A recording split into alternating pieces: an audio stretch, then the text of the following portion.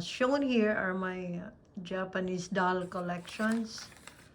I am attracted to the colorful kimonos worn by these Japanese dolls, and I discovered something that Japanese dolls are not only female dolls, but they are composed also of male dolls. But these male dolls are really a representative of the era's tradition and culture in Japan, when the kabuki dancers were involved in prostitution, and it was deemed by the government to ban female dancers. But according to the history of Japan, the dancers were replaced by male ones, and they are to have costumes and long hairs and with makeup, and wearing colorful kimonos such as this one. And then they perform the role of actors on stage, dancing and singing, pretending they were women, to the delight of the Japanese theater goers. But even if the government wanted to eradicate prostitution, the customers would still date the dancers afterwards, and well, that's how the crime of prostitution still remain in Japan. When the male dancers would go out with customers, maybe they are drunk. So aside from the interesting history of Japan, I like to collect Japanese dolls because I'm attracted to the design and the unique silk kimono styles and its history.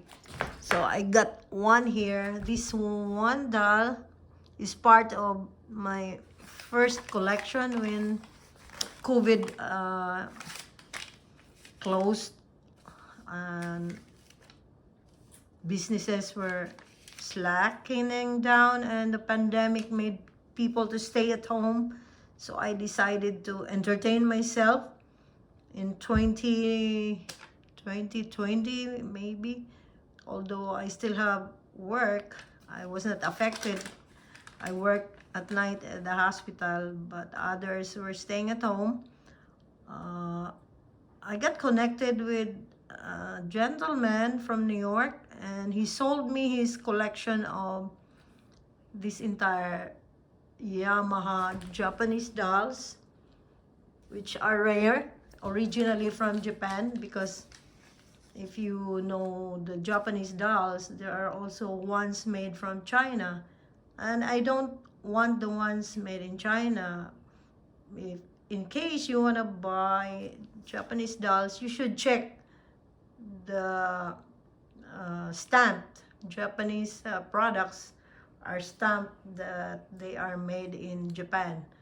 I don't mean to say that the quality of the products made in China are not good, but when it comes to Japanese dolls, it should be authentically Japanese. So there is a story for each doll in the box. He shipped the entire collection to me because he said they are moving to Lake Placid from New York City. So he priced this collection like less than $100, which is a good bargain. And that's how I got this set of 1 dozen of Japanese dolls. I only own originally one, but since the price was good, so I got the collection of these male and female Japanese dolls. It's see, you have seen it's Yamaha Yamaha brand. Maybe this is authentic because the stickers are still there, and he told me he purchased it from Japan when he went during one of his travels. So this doll is a female. You know, the Japanese dolls are female looking, but you should be able to distinguish which is a male or which is a female. So this one is named Goten Marie, which means a diamond ball. So she's holding a ball here, which been classified into two types, for play and those for decoration. Japanese balls are for decoration and for play. And with the advent of the Edo era, which is 1603-1867, Japanese girls play a ball. So they're trying to teach them how to play a ball. Maybe baseball, but in a different way. The most of Goten Marie have the beautiful strings. So this is called the Goten Marie, which is a ball made of cotton with a string and gold in color. So this Japanese doll is holding a cotton ball in the golden color with a string. So see, as you can see, this is the one. So going on to the next doll. This doll is still a female one. These two are females, so they are different from the ones beside it. So this pretty girl here is holding some kind of a toy. It's a small drum with many red cords around it and has a very old history. So the children's games in Japan are called the traditional girls' name. The girls' games are ohajeki. It's a kind of marble game using marbles made of glass. So another game is called ayaturi, or string figures, sometimes called cat's cradle in Britain, creating various figures with strings stretched across fingers.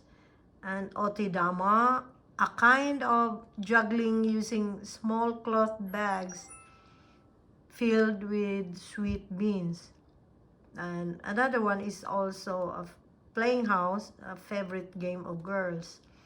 Besides these indoor games, the playing and hide and seek, girls tag playing, hide and seek are outdoor games enjoyed both by girls and boys. So those are part of the Japanese tradition and culture.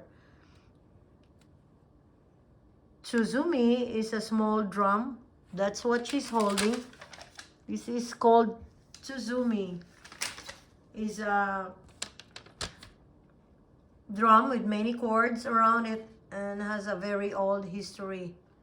The time is changed by tightening or loosening the cords while playing and requires a great deal and skill to do play well. So each game is significant in that era, where girls are required to play specific games only. You know, girls have a certain place in the Japanese society. They could not just go out by themselves. They are required to play indoors. They're allowed to play outdoors, but according to what the tradition dictates.